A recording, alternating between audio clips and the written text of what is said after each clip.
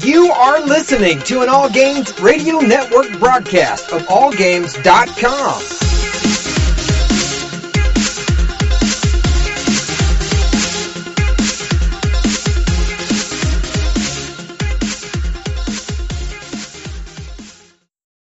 Hi, this is Normie from Knuckleballer Radio and Zombie Cast, and you're listening to one of my favorite shows on the Geeky Antics Network. Don't forget to check out the rest of the gang over at geekyantics.net. Warning, there might be rants and food ahead and possibly inappropriate behavior. Don't tell anybody though.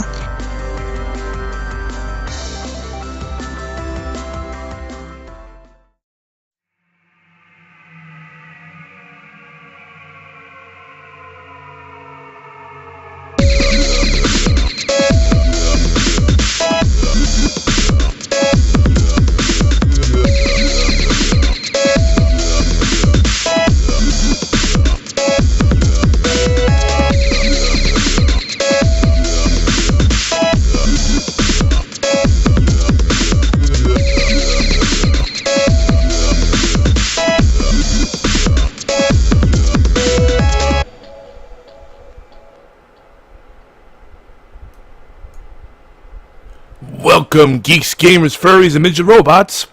This is HorsePLAY Live. Wow, I had a frog in my throat and I almost... Bleh. So what's up? Today is Thursday, September 14th. Yes, we're back on schedule. This is episode 196 of HorsePLAY. We're lazily titling this one, Return to Deep Dish Pizza. And I'm your bald bear lizard host, Yogizilla. And tonight we should be getting Warchild to fly here as my wingman. I just started about a little less than an hour earlier. I'm going to try to shoot for 10:30-ish going forward. Maybe even earlier, just because I've just been exhausted. So staying up late, even though that's what I prefer, I could do it. But then I won't want to wake up in the morning. And that's not good, because I have to be a responsible adult and all that.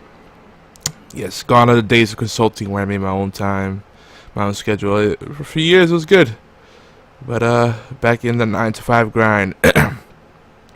Take a swig of this drink here. So as always, we're doing this show live at twitch.tv/geekyantics. You can join us every Thursday at 11 p.m. Eastern, 8 p.m. Pacific, and 4 a.m. GMT/BT. And it's a word of warning for those that may be new. This is an NSFW show. Lately we haven't been too crazy, but you know, if you have a delicate palate, sensitive ears, perhaps you may not want to listen to this show, but give us a try. It's all in good fun. That's all what it's all about, right? So this is a little bit of housekeeping. The Gaming Death podcast, which is over at twitch.tv/Gaming Death, is now on Tuesdays, along with the B Team podcast. Oh no, are they on B? Yeah, on Tuesdays. So gosh, yeah. So yeah, Gaming History 101, B Team podcast, and Gaming Death, all on one night. It's crazy. I haven't been doing as much live listening as I would like, so it's all about the podcatchers, yo.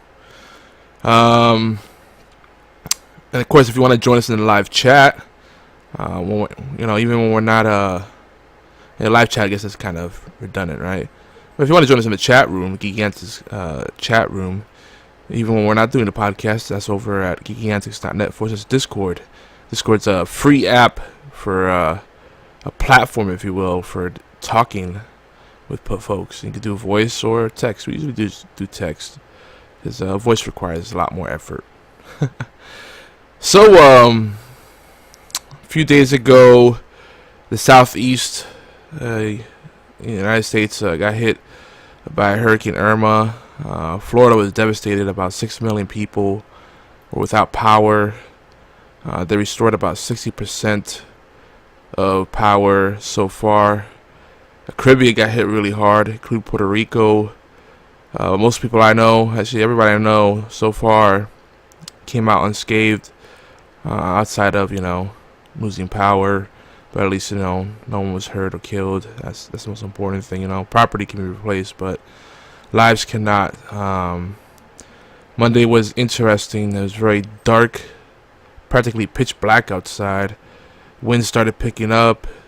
It's raining really hard, and we got sent home early. In fact, most of our sites were shut down. I went to my office and I really saw the whole facility was closed. And this was around, 7:30 in the morning. So I had to unlock everything, get to my office, and I was the only person in the building. It was very lonely.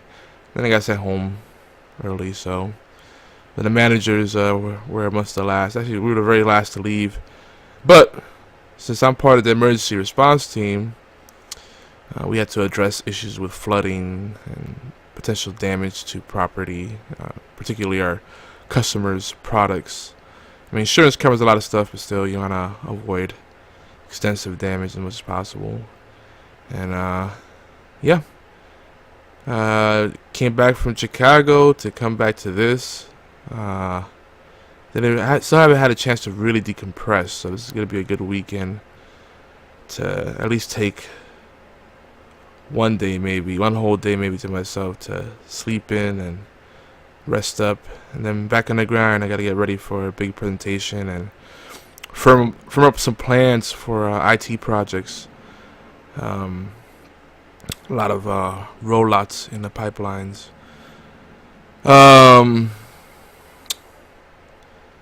So yeah, maybe I should have waited a little bit till War Child got here, but like I said, I know myself. If I don't hit the hay soon, I'm not gonna want to get up in the morning. We do need, and by the way, hopefully all our friends out there are doing okay after Irma. I know it's been really rough, so lots of prayers and hopes going out there that everyone's doing all right and they weren't impacted. It was a lot less intense than what people were making out to be. It's what I had a feeling, but still, it's pretty serious. Yeah, so that's all I got. It's fantasy football season. Guys, we're already almost done with September. We got a couple weeks, and I just realized, oh yeah, that's like 2 or 3. That's like 4 weeks worth of fantasy football already in the books. I have one league that I'm in. I haven't really joined any other leagues, and it's running kind of autopilot. Shame on me. Should probably change my rosters. We do need 1 or more teams for fantasy football. So if you're interested, the best place to contact us would be mail@geekyantics.net. Or if you want to leave a voicemail, 646-801-2149. That's a U.S. number, 646-801-2149. And, of course, you can text that number, too. So, text that. I'll get it. And then we can chat. I wasn't going to get into a rant about dumb computer users. That's more of a fun thing with other people around. I will say this. A lot of issues with businesses comes down to culture, aversion to change, and just simple communication. I love my company, but gosh, we make things harder than it needs to be. I just rolled out a new ticketing system, so we'll stop getting into this habit of sending hundreds of emails to each other throughout the day, spamming each other, most of which is just stupidity, and then ignoring the things that are important or missing the things that are important because there's just so much noise. We have a chat server that we set up. That's like pulling teeth to get people on that. But slowly but surely, trying to get some more structure amidst all the chaos. So yeah, anyway, with IT, the thing you'll always encounter is that a lot of companies see IT as a cost center. They don't see how it actually makes some money by saving them money, making them more attractive to customers. You don't invest in your IT, that's a good strong signal that you're not serious about your business. Customers are picking up on that.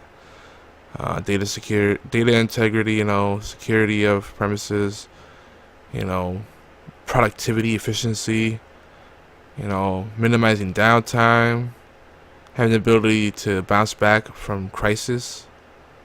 crises. Is a better word there. All these things fall under the purview of IT, but we're still kind of like the redheaded stepchildren. Whether you're an executive or at the bottom of the food chain, kind of a shame. But I love what I do. It's a thankless job, kind of like parenting. Just take it day by day. Last week I touched upon deep dish pizza, and I want to come back to that. But before I do, I wanted to mention that what did I put? Oh no, I didn't put in there. So the Xbox One X, apparently the fastest pre-order ever compared to what? I guess out of almost all consoles. But from what I understand, some GameStops only got like 14 consoles. So of course it's gonna sell out, but even Amazon sold out. So there's a demand for that, which is very encouraging. I wasn't expecting it to be a day one, so I'm okay with not making the cut. I just don't have the time really to go down that rabbit hole right now, but I miss it, so hopefully soon. I've also been watching, speaking of Amazon, I've been watching some random sci-fi, just a lot of space kind of movies. One I'm watching now, I'm only a few minutes in, is called Humanity's End. So got a pretty interesting premise, and it's pretty well done, so looking pretty encouraging. Gosh, I've been seeing so many. One's called the Code Equation. It's kind of a room simulator of sorts, not many sets, but it's actually pretty cool. I enjoyed that. The ending was kind of meh, but that's more because I like happy endings. So I maybe said so much there. There's one I saw before that was really good, that got really trashed in the reviews, but what was it called? Star Quest? No, that wasn't it.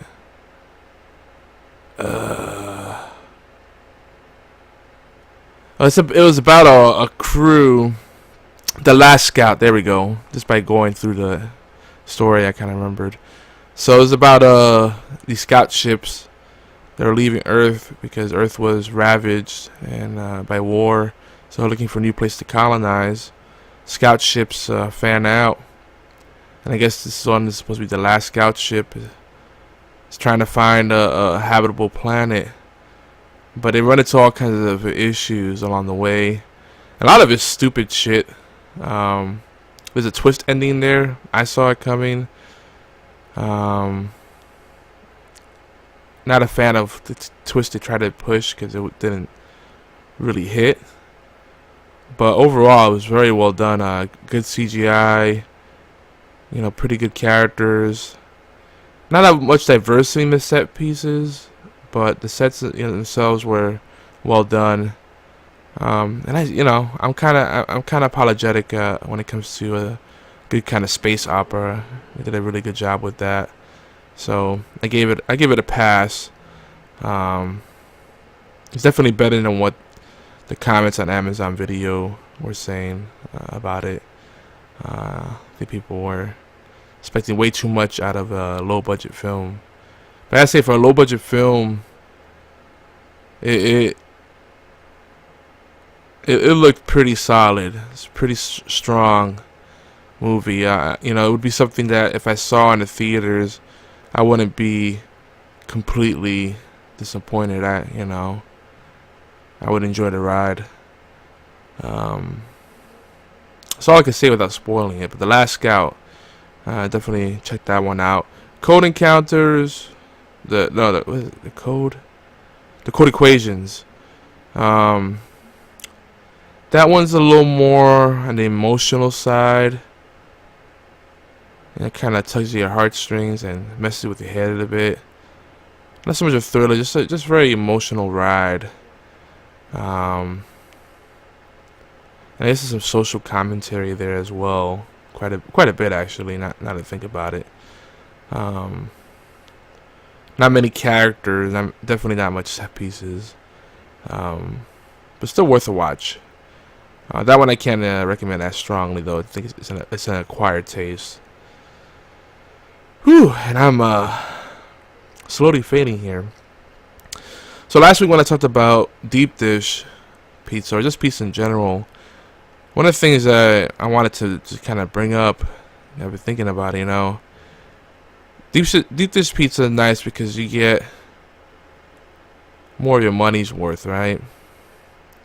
And I remember when Domino's used to do deep dish, and they used to charge just $1 more per pie, or $2 more per pie for deep dish, and it's so worth it because you got like 3 times the volume of food. So it's kind of a no-brainer. Whereas if you get thin crust, you're paying the same as hand tossed, but you're getting less pizza, right? It's less filling.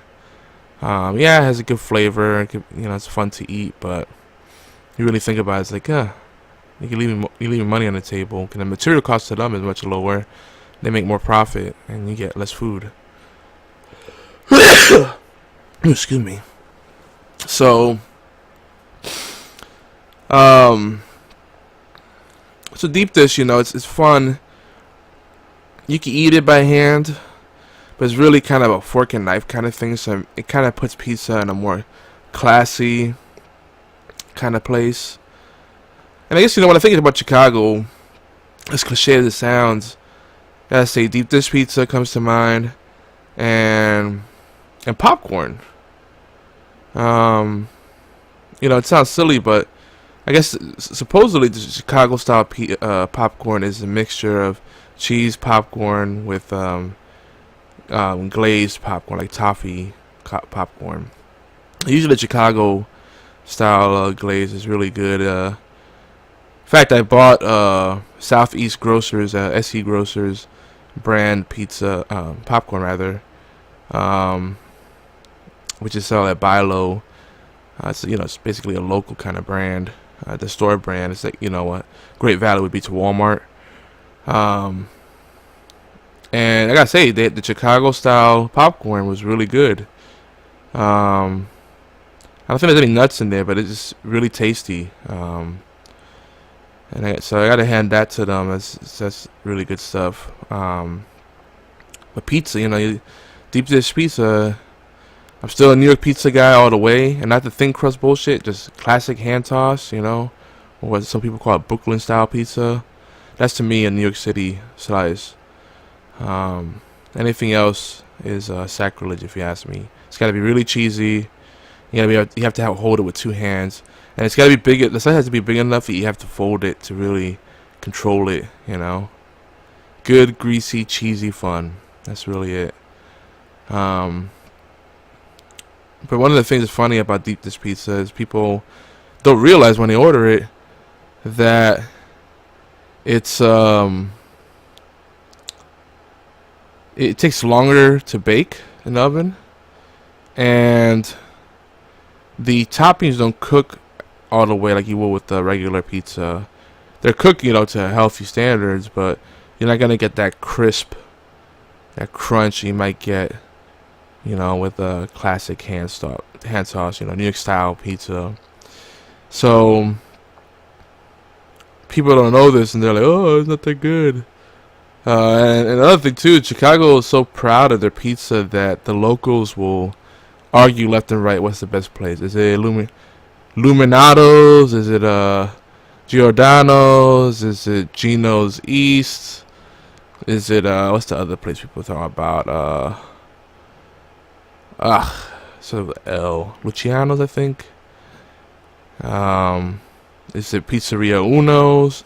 I would say Pizzeria Uno's is still almost the best I've had that I can recall, because I've had it enough to really say that. And just about anywhere you get it, it's going to be solid. Giordano's is really good.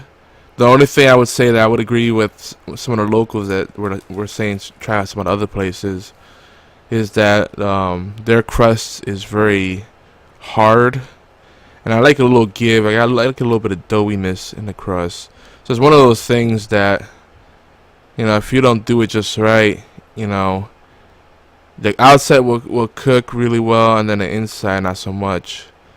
Well, actually, with Giordano's, I think they cook all the way through, and that's why the crust gets so crunchy.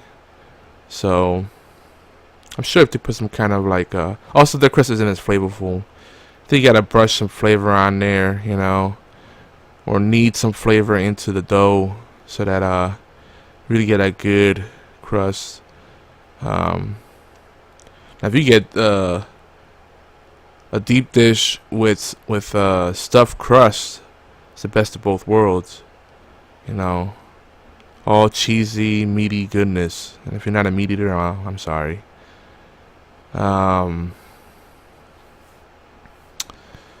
I was talking about Death Note last week. Did I want to say something else about Pizza?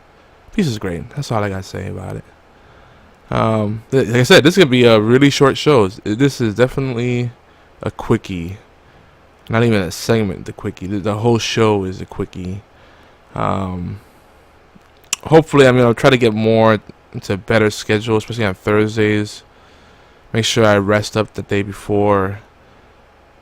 And so if I don't get to go home and take a nap, at least I could soldier on through the day.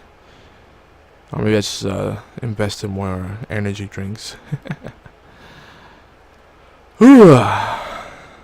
Pizza sounds good, but I should. Can I have the munchies? I'm like, no, I gotta go to bed. I probably shouldn't eat something heavy now. Back to the popcorn though.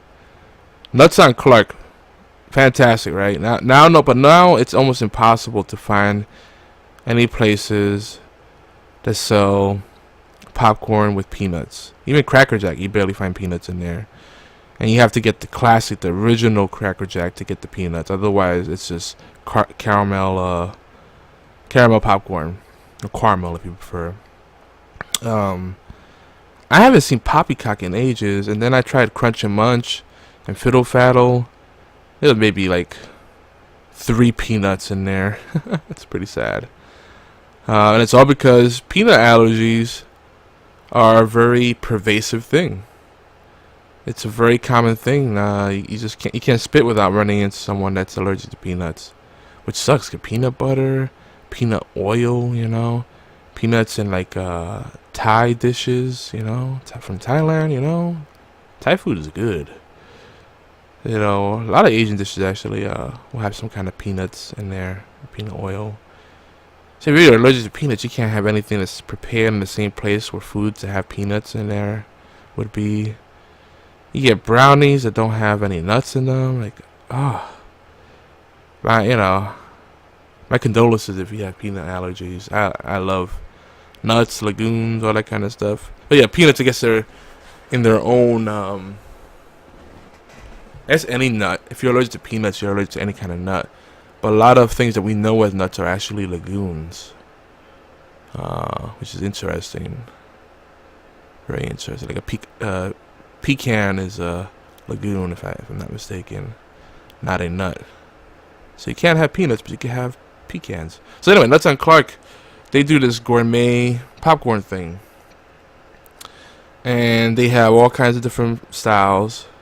For traditional, you know, the classic caramel to like the glazed, you know, which is like what we may know as butter toffee type flavor, cheese, chocolate drizzle, and then they have different, you know, kind of things mixed in there, like walnuts, which walnuts, even though their name has it in there, I don't think they're even nuts, pecans, and almonds.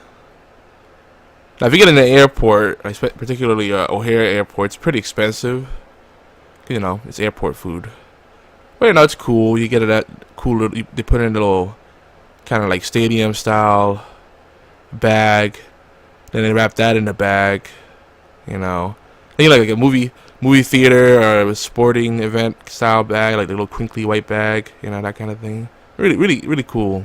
Brings back fond memories of childhood. You know. They wrap it up in like a see-through red bag, and then they put it inside this cool little box. It says Nuts on Clark. What a great name, Nuts on Clark. Yeah, Nuts on Clark. Let's all. Who nuts on Clark? It's like it's an incomplete sentence. Blank Nuts on Clark. They didn't know what they're doing. One of the co-founders is a woman too. I wonder if she just has a dirty mind, or if there's be a story there. Nuts on Clark Street. Sure, that's what you mean. Nah, there's a double entendre. They knew what they were doing. There's no way that was an accident. It's a great name. So you look at gourmet stuff. It's like, is it worth paying the price difference for that gourmet? I gotta say, the quality of Nuts on Clark is really good. Definitely worth trying. But I can actually find comparable things. That now that Southeast Grocers has this premium line of like knockoff snacks and like signature snack foods. Their popcorn blends are actually really good. And the Chicago style is really, really good, and the glaze is comparable to what Nuts on Clark has. So it's cool. I'm gonna have to go back to Chicago to get my fix. But Nuts on Clark, definitely worth checking out if you're out there. I also, again, highly recommend Le Meridian Hotel. I like the bars there, the restaurant, El Tapeo. The service staff is really friendly. Great location. It's within walking distance to the Oakbrook Mall, which is a sizable mall. It may not be as big as some malls in like Arizona, for example, but it is a nice mall, and it's an outdoor style mall where you walk outside and you just go down the strip that kind of curves around, rather than being boxed inside of a big building in a concourse. So it's cool. Get some fresh air. I'm sure the locals don't like it when it's really cold out, but you take the good with the bad. I'll take that cooler weather any day. Maybe not the winter weather, but 60-something degrees. All right, I like that. Bring it. Anywho, folks, I am indeed tired. I'm just gonna ramble on. Appreciate you taking a few minutes out of your day to give us a listen. If you want to connect with us, we have several Geeky Antics groups and the official page, facebook.com/Geeky Antics. Again, you can email us, mail@geekyantics.net.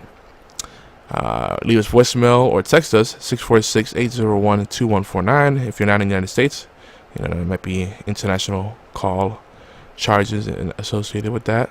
I don't know. Depending on what you do, you might be able to do VoIP and avoid that. Or if you have a good call cell phone plan or something, mobile plan, yeah, that could work too. I'm Yogizilla. You can find me at Twitter, on Twitter at Yogizilla, Xbox Live. Hopefully more often than I have been, which has been nothing for a few weeks. Yogizilla on Xbox Live, Yogizilla on Steam. I'm pretty easy to stalk. Come on, feel free to connect. Drop me a line and let me know. Let us know how you found us, how you heard about us. If you have any questions, feedback, requests, it's all welcome. And with that, I think I want to call it right there, folks. Thanks for joining us. Love you, and peace out.